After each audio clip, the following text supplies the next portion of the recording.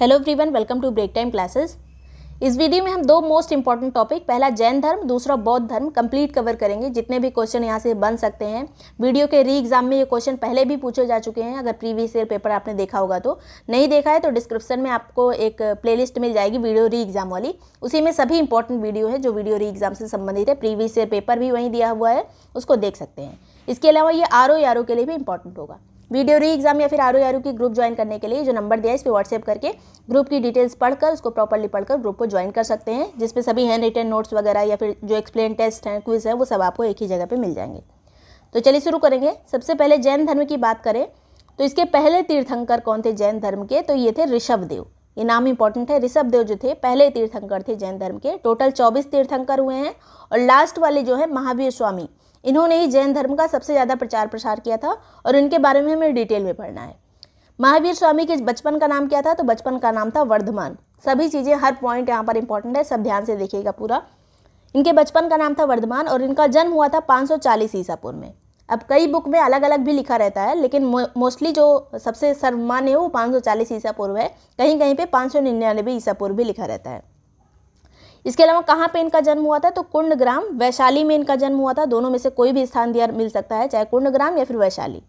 इनके पिता का नाम क्या था, तो पिता का नाम था सिद्धार्थ। इसके अलावा सिद्धार्थ एक और है, गौतम बुद्ध के बचपन का नाम भी सिद्धार्थ है और यहाँ पर महावीर स्वामी के पिताजी का नाम भी सिद्धार्थ है। और ये किस कुल से संबंधित है, तो ज्ञात्रक कुल से संबंधित है।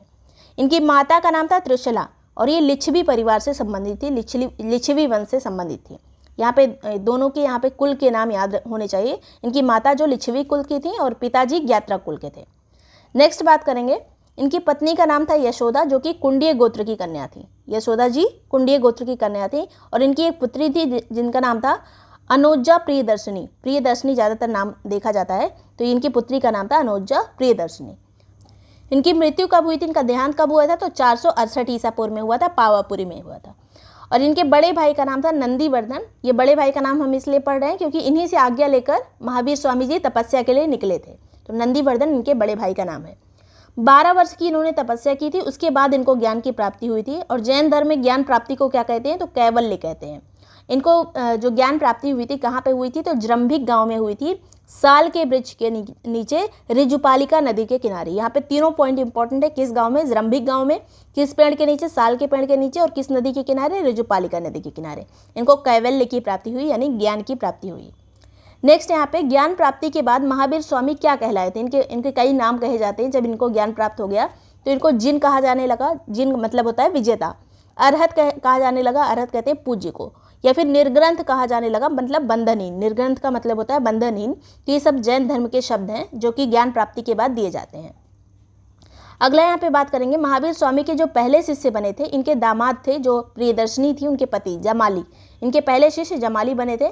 महावीर स्वामी की शिक्षा जो है किस भाषा में है, या फिर जो भी इन्होंने प्रवचन वगैरह दिया था वो प्राकृत भाषा में दिया था। जो आम बोलचाल की जो भाषा होती थी, प्राकृत भाषा, उसी में दिया था। और प्राकृत को अर्धमागधी भी कहा जाता है। इसके अलावा महावीर स्वामी के अनुयायी क्या कहलाए थे, जो इनको मानने वाले थे उनको निर्ग्रंथ कहा गया है। जो इनके मानने वाले थे, निर्ग्रंथ यानी बंधनहीन, उनको कहा गया है। सबसे पहले इन्होंने जो है 11 शिष्यों को अपनी शिक्षा दी थी। और ये 11 शिष्य क्या कहे जाते हैं, तो इनको गणधर कहा जाता है। महावीर स्वामी के पहले 11 शिष्यों को गणधर कहते हैं। इनकी संख्या याद रखिएगा 11 है। अगला यहाँ पे बात करेंगे, जैन धर्म जो है बाद में 2 शाखाओं में बढ़ गया था, एक श्वेतांबर में, दूसरा दिगंबर में। श्वेतांबर वो लोग होते थे जो सफ़ेद वस्त्र पहनते थे और दिगंबर वे लोग होते थे जो नग्न रहते थे। तो 2 शाखाएं जैन धर्म की, एक श्वेतांबर एक दिगंबर। कैसे ये बटा था, तो लगभग 300 ईसा पूर्व में 12 वर्ष का भीषण अकाल पड़ा था, जिसमें भद्रबाहु अपने अनुयायियों के साथ दक्षिण भारत से चले गए थे। ये एक जैन संत थे भद्रबाहु। जब अकाल पड़ा उत्तर भारत में तो ये दक्षिण भारत में चले गए थे। और जब जो लोग मगध में रुके थे उनका नेतृत्व किसने किया था, तो जो यहाँ रुक गए थे उनका नेतृत्व किया था स्थूलभद्र ने। तो 2 लोग प्रमुख हैं, एक भद्रबाहु, दूसरे स्थूलभद्र। स्थूलभद्र जो अकाल पड़ने पर यहीं रह गए, भद्रबाहु जो चले गए थे दक्षिण भारत। और भद्रबाहु के वापस जब आए दक्षिण भारत से, जब अकाल वगैरह खत्म हो गया तो इन दोनों लोगों के बीच में मतभेद हो गया। जो भद्रबाहु थे वो जब दक्षिण भारत गए थे तो वहाँ पे भी पूरा जैन परंपरा का पूरा पालन कर रहे थे। और यहाँ पर जो स्थूलभद्र थे इन्होंने थोड़ा लिबरलाइजेशन कर दिया, मतलब थोड़ा सा एक कर दिया कि आप थोड़ा सा उदार बना दिया इस धर्म को। और ये वस्त्र वगैरह पहनने लगे, सफ़ेद वस्त्र पहनने लगे। और भद्रबाहु जो गए थे ये नग्न अवस्था में ही रहते थे। तो जो भद्रबाहु ने नेतृत्व किया था वो दिगंबर शाखा का नेतृत्व किया था, मतलब जो नग्न रहते थे। और यहाँ वाले जो थे स्थूलभद्र ने श्वेतांबर का नेतृत्व किया था, जो कि मतलब कपड़े वगैरह सफ़ेद वस्त्र पहनते थे। तो इस तरह से दोनों के बीच में मतभेद हुआ था। भद्रबाहु के अनुयायी जो शिष्य थे उनको दिगंबर कहा गया, स्थूलभद्र के शिष्य जो थे उनको श्वेतांबर कहा गया। आगे बात करते हैं जैन धर्म के त्रिरत्न कौन कहे जाते हैं। तो 3 मतलब यहाँ पे प्रमुख चीज़ें हैं जो जैन धर्म में कही गई हैं, त्रिरत्न है ये। सम्यक दर्शन, सम्यक ज्ञान, सम्यक आचरण, मतलब अच्छा दर्शन, अच्छा ज्ञान, अच्छा आचरण जो है ये जैन धर्म के त्रिरत्न कहे जाते हैं। सेम चीज़ ऐसे ही शब्द इसको तीनों याद रखना है। और 5 महाव्रत हैं जैन धर्म के, 5 महाव्रत हैं। कौन कौन से? एक सत्य, अहिंसा, अस्तेय, अपरिग्रह और ब्रह्मचर्य। सत्य मतलब सत्य बोलना, अहिंसा मतलब मारना पीटना नहीं किसी को, अस्तेय मतलब चोरी नहीं करना, और अपरिग्रह मतलब जो चीज़ हमें मिला है उसको पूरा मतलब हड़प के रख नहीं लेना है, मतलब ऐसा रखना है अपना पास सामान कि उसको हम दे सके किसी को। अपरिग्रह मतलब कोई चीज़ों को इकट्ठा नहीं करना है। और चौथा 5वां यहाँ पर ब्रह्मचर्य। तो पहले के जो 4 थे इसको पार्श्वनाथ ने दिया था, सत्य, अहिंसा, अस्तेय और अपरिग्रह को। ये पार्श्वनाथ जो थे ये 23वें तीर्थंकर थे, इन्होंने 4 महाव्रत दिए थे। और जो 5वां है इसको महावीर स्वामी ने यानी 24वें तीर्थंकर ने ब्रह्मचर्य को भी इसमें जोड़ दिया था। नेक्स्ट बात करेंगे, ये पूछा जाता है कि पहले 4 को किसने दिया था, लास्ट वाला किसने जोड़ा।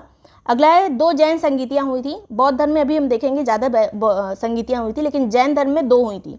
पहली जो हुई थी वो 300 ईसा पूर्व के टाइम पे हुई थी। और कहाँ पे हुई थी? तो पाटलिपुत्र में।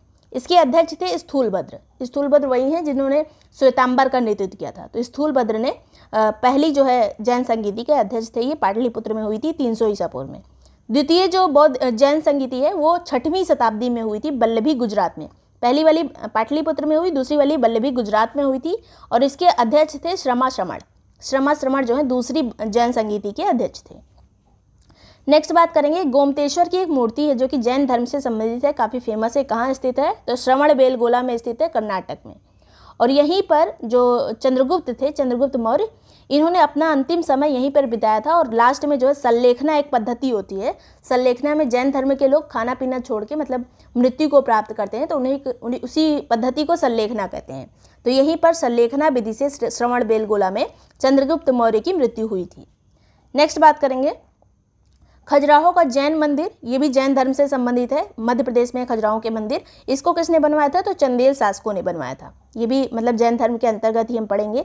इसके अलावा मौर्योत्तर काल जो है जैनियों का प्रमुख स्थल मौर्योत्तर काल में क्या रहा था? तो मथुरा जो है, मथुरा भी जैनियों का स्थल रहा था मौर्योत्तर काल में। दिलवाड़ा का एक मंदिर है जैन धर्म से संबंधित, कहाँ स्थित है? तो राजस्थान के माउंट आबू में स्थित है। ये चीज़ें कुछ जो मोस्ट इंपॉर्टेंट है। जैन साहित्य को क्या कहा जाता है? तो जैन साहित्य को आगम कहते हैं। कुछ जैन ग्रंथ हैं और उसके रचनाकार यहाँ पर देख लेते हैं। जैसे कल्पसूत्र की रचना भद्रबाहु ने की थी। परिशिष्ट वर्मन के रचनाकार हैं हेमचंद्र। श्यादवाद मंजरी के रचनाकार हैं मल्लीसेन। और न्यायोतार के रचनाकार हैं सिद्धसेन दिवाकर। ये सभी जो है ग्रंथ जो है किससे संबंधित हैं? सभी जैन धर्म से संबंधित हैं। जैन तीर्थंकरों की जीवनी क्या है? तो ये कल्पसूत्र जो भी हमने देखा जिसके रचनाकार हैं भद्रबाहु, ये क्या चीज़ है? तो ये जैन तीर्थंकरों की जीवनी है। तो ये चीज़ याद रखना है। अगला यहाँ पर जैन धर्म के सिद्धांत क्या हैं? तो ये ईश्वर की मान्यता इसमें नहीं है, मतलब ईश्वर जो है एक सर्वश्रेष्ठ उसको नहीं माना गया है। जो जैन तीर्थंकर हैं उनको सर्वश्रेष्ठ माना गया है।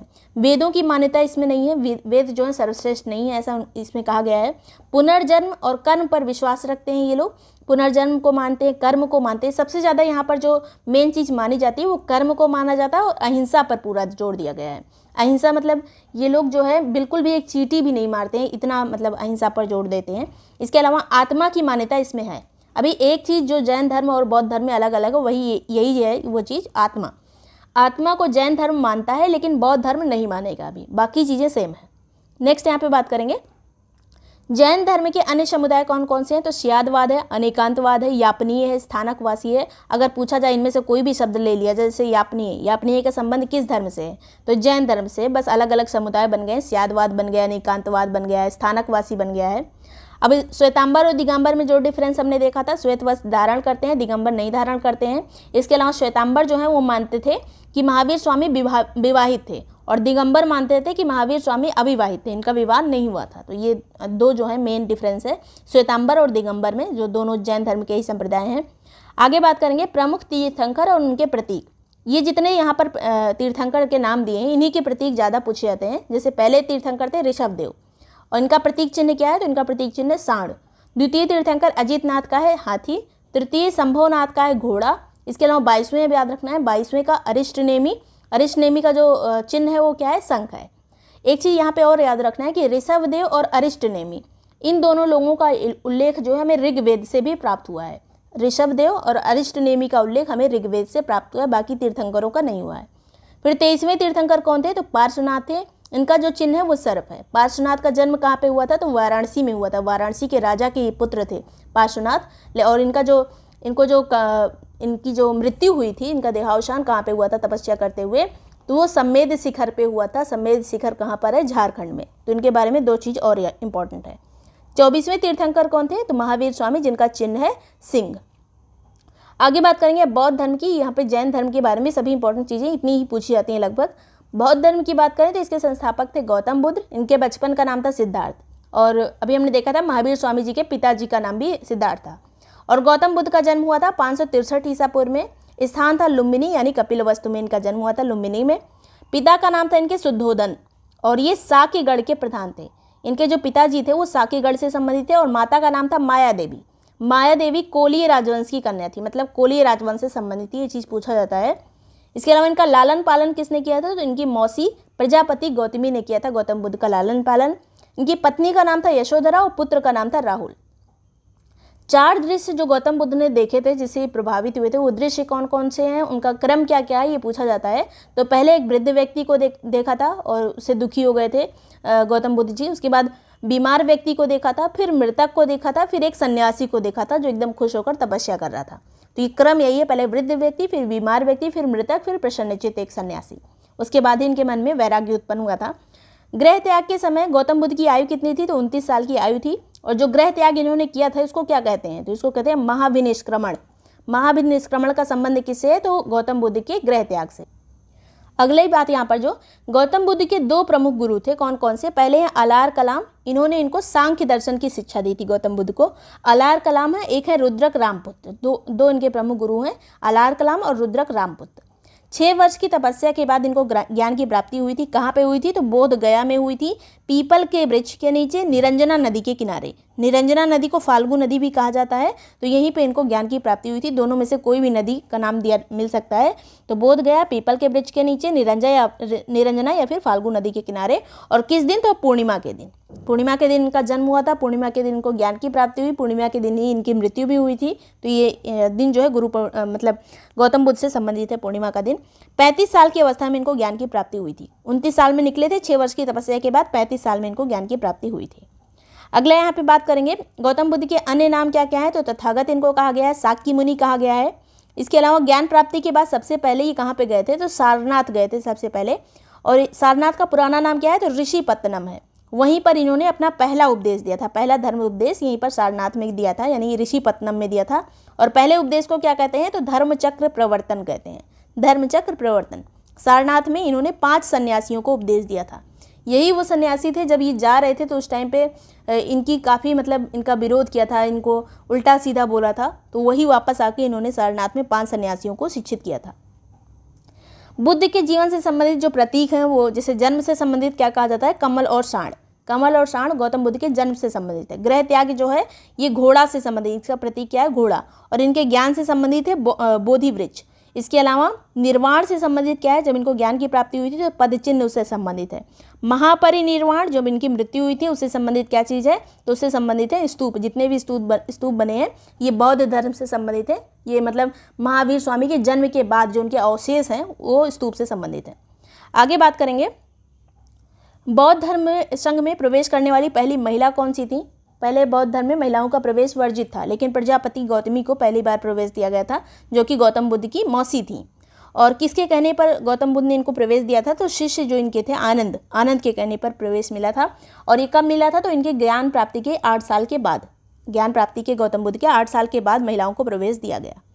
अगला यहाँ पे बात करेंगे गौतम बुद्ध का एक चचेरा भाई था जिसका नाम था देवदत्त। कहानी वगैरह में हम जो पढ़ते हैं कि एक हंस को उड़ता हुआ जा रहा था, देवदत्त ने मार दिया था, सिद्धार्थ ने बचा लिया था, उसी तरह वही ये देवदत्त है। ये पहले ये गौतम बुद्ध के शिष्य बने थे, लेकिन बाद में विरोधी हो गए थे, ये संघ को पूरा चाहते थे, हथियाना चाहते थे देवदत्त। नेक्स्ट यहाँ पे बात करेंगे बौद्ध धर्म का सर्वाधिक प्रचार जो है कहाँ पे हुआ था, तो कौशल वाले देश में हुआ था। ये जो अयोध्या के आसपास वाला एरिया था वहाँ पे सबसे ज़्यादा प्रचार प्रसार हुआ था। और बुद्ध ने यहाँ पर 21 वास किए थे। मतलब वर्षा ऋतु में जहाँ पे भी कहीं पे रुकना पड़ता था गौतम बुद्ध को, वैसे तो प्रचार प्रसार करते रहते थे, लेकिन यहाँ पर 21 मतलब वास किए थे इन्होंने कौशल राज्य में। गौतम बुद्ध की अंतिम वर्षा ऋतु कहाँ पे बीती थी, तो वैशाली में बीती थी। और यहाँ के बाद ये कहाँ गए थे, तो पावा पहुँचे थे। पावा जो थी वो मल्लों की राजधानी थी, पावापुरी। और यहाँ पर एक लुहार था, चुंद लुहार, इसका नाम था चुंद लुहार। उसने खाने के लिए सूकर मद्दो दे दिया था गौतम बुद्ध को, और इनकी तबीयत खराब हो गई थी। उसके बाद कुशीनारा यानी कुशीनगर में इनकी यहाँ से कहाँ गए थे, तो कुशीनगर गए थे, तो कुशीनगर में जाके इनकी मृत्यु हुई थी। नेक्स्ट यहाँ पे बात करेंगे, अंतिम उपदेश गौतम बुद्ध ने किसको दिया था, तो सुभद्र को दिया था। अंतिम उपदेश सुभद्र को दिया। इसके अलावा इनकी मृत्यु हुई थी 483 ईसा पूर्व में कुशीनगर में ही, और इसको कहा जाता है महापरिनिर्वाण। 80 साल की उम्र में इनको महापरिनिर्वाण की प्राप्ति हुई थी। नेक्स्ट यहाँ पे बात करेंगे, पूछा जाता है कि गौतम बुद्ध के अनुयायी प्रमुख कौन कौन से थे। तो पहले तो मगध के राजा अजातशत्रु थे, वैशाली के लिच्छवी जो थे इनके अनुयायी थे, पावा के मल्ल इनके अनुयायी थे, कपिलवस्तु के शाक्य इनके अनुयायी थे, रामगाम के कोलिये थे, अलकप के बुली थे, पिप्पलीवन के मौर्य थे। तो ये सब इसी तरह से याद रखना है कि ये लोग गौतम बुद्ध के अनुयायी थे, बौद्ध धर्म को मानने वाले थे। अब 4 बौद्ध संगीतियाँ हमें देखनी है, चारों का क्रम देख लीजिए यहाँ पर। पहली बौद्ध संगीति जो है 483 ईसा पूर्व में हुई थी, जब गौतम बुद्ध की मृत्यु हुई थी उसी सन में। और कहाँ पे ये हुई थी, तो राजगृह में हुई थी। पहले पाटलिपुत्र का नाम था राजगृह या गृहब्रज कहा जाता था, तो राजगृह में पहली बौद्ध संगीति हुई थी। इसके अध्यक्ष थे महाकश्यप। और किस राजा के टाइम पे हुई थी, तो अजातशत्रु के टाइम पे। सब चीज़ें यहाँ पे याद रखनी, कहाँ पे हुई थी, किस सन में हुई थी, राजा कौन था, अध्यक्ष कौन था। तो पहले के अध्यक्ष थे महाकश्यप। दूसरी जो बौद्ध संगीति हुई इसी के 100 साल के बाद हुई, 383 ईसा पूर्व में। ये वैशाली में हुई थी, दूसरी वाली वैशाली में हुई। इसके अध्यक्ष थे सुबुकामी। और शासक कौन था इस टाइम पे, तो कालाशोक शासक था। पहली वाली में अजातशत्रु था, दूसरी वाली में कालाशोक। तीसरी वाली जो हुई थी 447 ईसा पूर्व में हुई थी, पाटलिपुत्र में तीसरी वाली हुई। और इसके अध्यक्ष थे मोगलपुत्र तिस जो है तीसरी बौद्ध संगीति के अध्यक्ष थे। और राजा कौन था, तो राजा था अशोक के टाइम पे। तीसरी बौद्ध संगीति अशोक के टाइम पे हुई थी। सीधे सीधे क्वेश्चन पूछा जा सकता है कि अशोक के टाइम पे या कनिष्क के टाइम पे या कालाशोक के टाइम पे कौन से नंबर की बौद्ध संगीति हुई। फिर यहाँ पर चतुर्थ बौद्ध संगीति अंतिम वाली जो है ईसा की पहली शताब्दी में हुई, मतलब प्रथम शताब्दी, मतलब अभी तक जो है ईसा पूर्व चल रहा था। अब पहली ईस्वी में जो है जो संगीति हुई थी वो कुंडलवन कश्मीर में हुई थी। कुंडलवन कश्मीर में आखिरी वाली हुई थी। और इसके अध्यक्ष थे वसुमित्र और उपाध्यक्ष थे अश्वघोष। 2 लोग इसमें प्रमुख है। पहले तो वसुमित्र जो कि अध्यक्ष थे और अश्वघोष उपाध्यक्ष थे। और ये कनिष्क के टाइम पे हुई थी, कनिष्क के टाइम पे कुंडलवन में। नेक्स्ट बात करेंगे, बौद्ध धर्म के 4 आर्य सत्य कौन से हैं। तो इसमें कहा गया है कि दुख है, दुख का समुदाय मतलब दुख का कारण होता है, दुख का निरोध, दुख दूर होता है मतलब। और दुख निरोध गामिनी प्रतिपदा मतलब इसको दुख को दूर करने के लिए एक मार्ग है जिसको कहते हैं अष्टांगिक मार्ग। तो पूछा जा सकता है कि अष्टांगिक मार्ग किस धर्म से संबंधित है, तो यह है बौद्ध धर्म से संबंधित, जिसमें सम्यक दृष्टि, सम्यक संकल्प, सम्यक वाक, सम्यक कर्मांत, सम्यक आजीव, सम्यक व्यायाम, सम्यक स्मृति और सम्यक समाधि, ये 8 चीज़ों की बात किसमें की गई है, तो ये बौद्ध धर्म में ये बात की गई है। इसके अलावा बौद्ध धर्म में विशेषता क्या है इसकी, तो ये लोग आत्मा की मान्यता इसमें नहीं है, आत्मा की मान्यता इसमें नहीं है। अभी हमने देखा था जैन धर्म में आत्मा की मान्यता है, लेकिन पुनर्जन्म में विश्वास है। बौद्ध धर्म में भी वेदों को नहीं मानता है, सभी जातियाँ समान है, अहिंसा में विश्वास है। और ये मध्यम मार्गी है, मतलब एक्सट्रीमिस्ट नहीं है, कोई चीज़ें जो है बीच का रास्ता अपनाता है बौद्ध धर्म। इसके अलावा बौद्ध धर्म के आरंभिक ग्रंथ क्या कहे जाते हैं, तो इनको त्रिपिटक कहा जाता है। और ये त्रिपिटक में क्या क्या आता है, तो विनय पिटक आता है। विनय पिटक में जो संघ थे, बौद्ध संघ, उनके नियम और दैनिक जो दिनचर्या थी उसकी बात की गई है विनय पिटक में। ये चीज़ें इंपॉर्टेंट है कि इसमें क्या बात की गई है। सुत्त पिटक जो है इसमें बुद्ध जी के उपदेश दिए हुए हैं। अभिधम्म पिटक में क्या है, तो बौद्ध धर्म का जो दार्शनिक सिद्धांत है, दार्शनिक सिद्धांत दिया गया है अभिधम्म पिटक में। तो तीनों यहाँ पे इंपॉर्टेंट है। नेक्स्ट कुछ और ग्रंथ और इसकी रचना जो बौद्ध धर्म से संबंधित हैं, जैसे मिलिंद पन्हो किसकी रचना है, तो नागसेन की, पीसीएस में अभी पूछा गया था। इसके अलावा मिनांडर और नागसेन का संवाद ये किस में दिया गया है, तो ये एक अलग से मिनांडर और नागसेन का संवाद भी दिया गया है, अश्वघोष ने इसकी रचना की थी अलग से। बुद्ध चरित, सौदरानंद और सारिपुत्र प्रकरण, सारिपुत्र प्रकरण जो ये तीनों चीज़ें, तीनों जो हैं ये बौद्ध धर्म से संबंधित है और अश्वघोष इसके लेखक हैं। माध्यमिक कारिका जो है ये किसकी रचना है, तो ये नागार्जुन की रचना है माध्यमिक कारिका। विशुद्धिमग्ग ये बुद्ध घोष की रचना है विशुद्धिमग्ग। मतलब सभी यहाँ पर जितने भी लिखे हैं सभी इंपॉर्टेंट है, ध्यान से देखिएगा। अभिधम्म कोश ये किसकी रचना है, तो वसुबंध की है, वसुबंध की रचना है अभिधम्म कोश। हीनयान और महायान में डिफरेंस क्या है, बौद्ध धर्म 2 प्रमुख मतलब संप्रदाय में बट गया था, एक था हीनयान, दूसरा था महायान। हीनयान जो है ये निम्न मार्ग को कहा जाता है हीनयान को, और जो महायान है उसको उत्कृष्ट मार्ग माना जाता है। बुद्ध को महापुरुष किस में माना गया है, तो महापुरुष कहा गया है हीनयान में। और बुद्ध को देवता किस में कहा गया है, भगवान का दर्जा किस में दिया गया है, तो महायान में।